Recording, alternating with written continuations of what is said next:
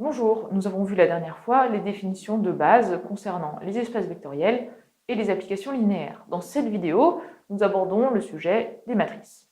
L'objectif est de bien comprendre le rapport entre une matrice et une application linéaire, de revoir les principes du calcul matriciel et les formules de changement de base. Nous reverrons les définitions et les principales propriétés de l'inverse et de la transposée. Considérons une application linéaire petit f de grand E dans grand F. La dernière fois, nous avons décrit f de manière qualitative à travers son image, son noyau, son caractère bijectif ou non. Entrons dans les détails. Comment caractériser f entièrement et de manière synthétique? Rappelons-nous, la dernière séance, étant donné une base U de l'espace de départ, f est entièrement déterminé par l'image des vecteurs formant U, c'est-à-dire par les vecteurs f de U1 jusqu'à f de UP, où P est la dimension de E. De plus, étant donné une base V de l'espace d'arrivée, chaque f de uj s'écrit de manière unique comme une combinaison linéaire des vecteurs vi avec des coefficients que nous appelons ici mij. Ces coefficients sont souvent appelés coordonnées de f de uj dans la base V. Si l'espace d'arrivée est de dimension n, il y a n coefficients pour chaque vecteur de départ uj. Au total, il faut n fois p coefficients pour déterminer entièrement f. On appelle matrice de f dans les bases U et V le tableau M formé par les coefficients M et J. Le premier indice, ici I, est par convention l'indice des lignes, alors que le deuxième, ici J, est l'indice des colonnes. Ainsi, la jème colonne de M contient les coefficients M et J pour I variant de 1 à n, c'est-à-dire les coordonnées de f de uj dans la base V. Ainsi, MIJ est la ième coordonnée du vecteur UJ dans la base V. Évidemment, les coefficients dépendent du choix de la base d'arrivée V et a fortiori du choix des vecteurs de départ UI. Si on change les bases de départ et d'arrivée, on obtiendra une matrice complètement différente. L'intérêt des matrices est de pouvoir expliciter les calculs et d'avoir une représentation visuelle. On définit le produit de x par m, y égale mx, de la manière suivante. Y est une matrice colonne de taille n. La ième coordonnée de y est obtenue à partir de la ième ligne de m et de x. Plus précisément, la ième coordonnée de y est la somme des produits, terme à terme, de la ligne i de m avec la colonne x. Ceci s'écrit yi égale la somme pour j égale 1 à p des mij fois xj.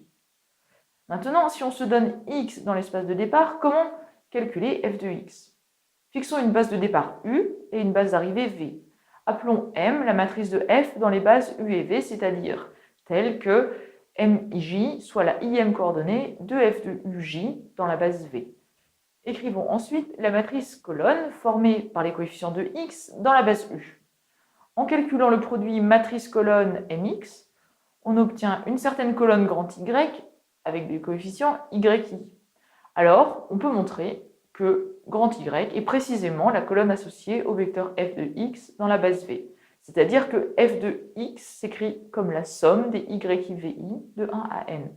Je vous conseille de vérifier cette affirmation à la main pour en être bien convaincu. Pour résumer, si on effectue le produit matriciel mx et que l'on obtient y, alors on sait que le vecteur f de x s'écrit comme la somme des YIVI. Et on a bien déterminé f de x. Jusqu'ici, on a toujours travaillé dans des bases de départ et d'arrivée U et V quelconques. En fait, en dimension P donnée, on a une base très naturelle qu'on appelle base canonique et qu'on note ici E. Chaque vecteur EI de E est le vecteur de RP formé uniquement de 0, sauf à la ième position, qui vaut 1. Ceci permet d'écrire tout vecteur x égale x1 xp comme une combinaison linéaire d'EI avec des poids xi. Attention, dans n'importe quelle autre base U, on ne pourra pas dire que x égale la somme des xi. Il faudra calculer de nouveaux coefficients grâce à une formule de changement de base qu'on va voir juste après. En ce qui concerne les matrices d'application linéaire, par convention, si on ne précise pas les bases de départ et d'arrivée, cela signifiera qu'on a choisi les bases canoniques au départ et à l'arrivée. On dira en abrégé M est la matrice de F au lieu de M est la matrice de F dans les bases canoniques de RP et de Rn. Enfin, si l'on travaille dans les bases canoniques, on pourra parler indifféremment du vecteur x égale x1 xp ou de la matrice colonne x de coordonnées x1 xp.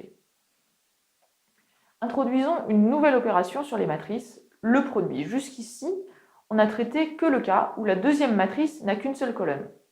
On se donne maintenant deux matrices P et M, telles que le nombre de colonnes de P soit égal au nombre de lignes de M, c'est-à-dire N. On définit le produit PM de P et de M, qu'on note ici Q, à partir de la définition du produit matrice-colonne.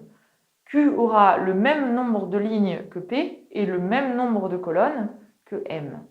La jème colonne de Q est le produit de la matrice P et de la jème colonne de M. On comprend mieux sur le schéma pourquoi on a précisé au départ qu'on devait avoir autant de colonnes dans M que de lignes dans M. Le produit de deux matrices a une interprétation simple en termes d'application linéaire associée, tout comme le produit d'une matrice et d'une matrice colonne. Si F est une application linéaire de RP dans Rn et G une application linéaire de Rn dans Rq, alors nous avons vu la dernière fois que l'application composée G rond F est une application de RP dans Rq. Donnons-nous trois bases U, V et W, respectivement de RP, Rn et Rq. Notons M et P, les matrices de F et G, dans ces bases. Alors, on montre facilement, comme pour la multiplication matrice-matrice-colonne, que le produit matriciel PM est la matrice de G rond F dans les bases U et W. Définissons maintenant ce qu'est une matrice inversible ainsi que l'inverse d'une telle matrice. Soit M, une matrice carrée, et F, l'application linéaire associée dans les bases canoniques. On dit que F est inversible si F est inversible. C'est le cas si et seulement si les images F de EJ des vecteurs de base forment une base de Rn. En utilisant le théorème du rang, vu la dernière fois, on montre que des conditions nécessaires et suffisantes sont que les colonnes de M soient linéairement indépendantes ou que les colonnes de M engendrent Rn tout entier. On note alors M-1, l'inverse de M. Par définition, M-1 fois M est la matrice de F-1 rond F, c'est-à-dire c'est la matrice de l'application identité. L'identité envoie chaque vecteur de base EI sur lui-même.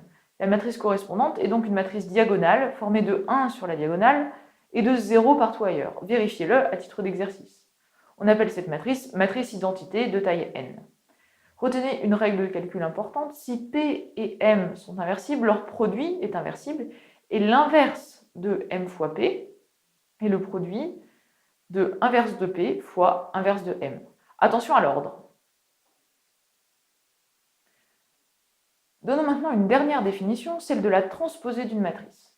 Soit M une matrice à n lignes et P colonnes, de terme général MIJ. On appelle matrice transposée de M, notez M exposanté, la matrice obtenue en renversant M, c'est-à-dire en transformant les lignes en colonnes et inversement. Ainsi, la ligne I de M devient la colonne I de la transposée et la colonne J de M devient la ligne J de la transposée. Nous ne donnons pas tout de suite une interprétation en termes d'application linéaire, mais on verra plus tard qu'il y en a une. En attendant, notez que la transposée inverse l'ordre de produit. La transposée du produit M fois P est égale à la transposée de P fois la transposée de M.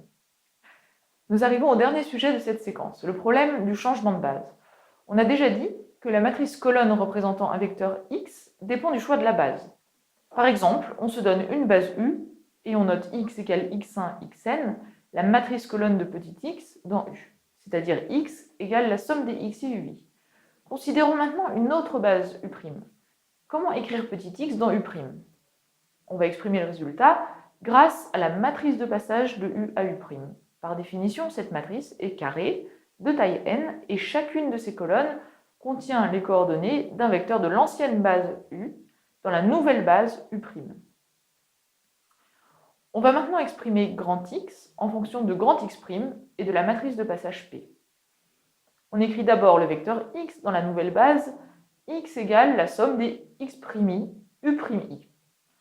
On remplace à la deuxième ligne chaque U'J par son expression dans l'ancienne base U. On connaît cette expression grâce à la matrice de passage. On a donc une double somme et on permute l'ordre de sommation à la troisième ligne. Ainsi, on obtient le terme en rouge en facteur devant le vecteur UI. Ce terme en rouge est donc le coefficient du vecteur X dans l'ancienne base, c'est-à-dire petit xi. On a donc montré que petit xi égale la somme sur j des pij fois x'j. Mais souvenez-vous du produit matrice-colonne, cette expression est égale au ième terme de la matrice colonne Px'. Comme ceci est vrai pour tout i de 1 à n, on a finalement montré que x égale p fois x'. En multipliant cette égalité à gauche par p-1, rappelons que p est inversible, on obtient x' égale p-1 fois x. C'est le résultat à retenir. Nous arrivons au dernier point du programme d'aujourd'hui, l'effet d'un changement de base sur la matrice d'une application linéaire. Comme d'habitude, on se donne petit f, une application linéaire, des bases grand U et grand V au départ et à l'arrivée, qu'on appelle ancienne base, et supposons connue la matrice grand M de f dans les bases U et V. On se donne maintenant de nouvelles bases U' et V' au départ et à l'arrivée. Question. Quelle est la matrice de f dans les nouvelles bases? Notons respectivement x et x', les matrices colonnes de petit x dans l'ancienne base U et la nouvelle base U'. De même, notons respectivement grand Y et grand Y', les matrices colonnes d'un vecteur petit y dans l'ancienne et la nouvelle base.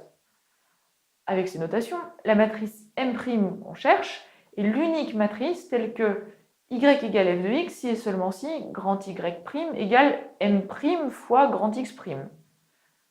Ceci serait écrit en termes de matrice seulement, grand Y égale M fois grand X si et seulement si grand Y' égale M' fois grand X'.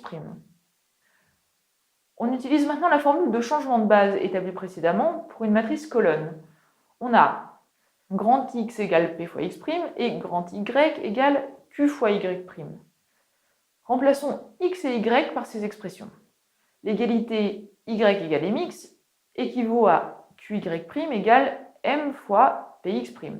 Ou encore, en multipliant à gauche par Q-1, Y' égale Q-1 MPx'.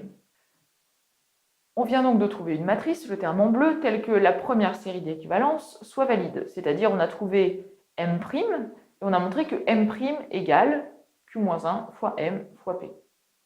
Cette semaine, nous avons fait le tour du vocabulaire incontournable en algèbre linéaire. La semaine prochaine, nous verrons que l'on peut avoir un point de vue géométrique qui permet de donner un sens très concret à certaines opérations matricielles. On verra aussi comment utiliser ces interprétations pour réduire les matrices, c'est-à-dire les réécrire sous forme de produits de matrices plus faciles à manipuler.